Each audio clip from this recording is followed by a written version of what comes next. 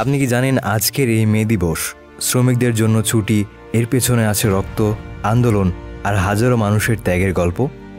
চলুন জেনে নেই এক বিস্ময়কর ইতিহাস যা বদলে দিয়েছিল গোটা দুনিয়ার শ্রমিকদের ভাগ্য।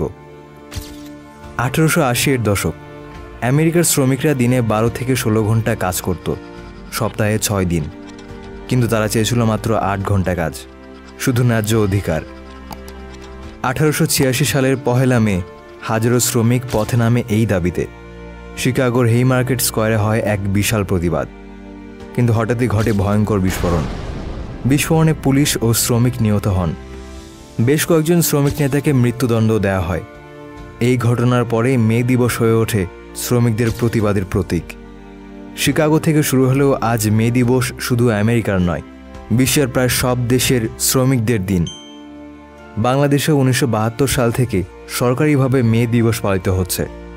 মে দিবস শুধু ছুটি নয়, এটা এক সংগ্রামের দিন, এক শ্রদ্ধার দিন সে মানুষদের প্রতি যারা নিজেদের অধিকার আদায় করতে প্রাণ দিয়েছিলেন।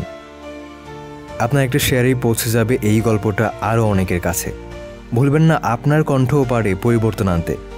এরকম ঐতিহাসিক ও চমকপ্রদ কন্টেন্ট পেতে সাবস্ক্রাইব করুন আমাদের চ্যানেল। আর হ্যাঁ, ভিডিওটি ভালো লাগলে একটি লাইক দিতে ভুলবেন না।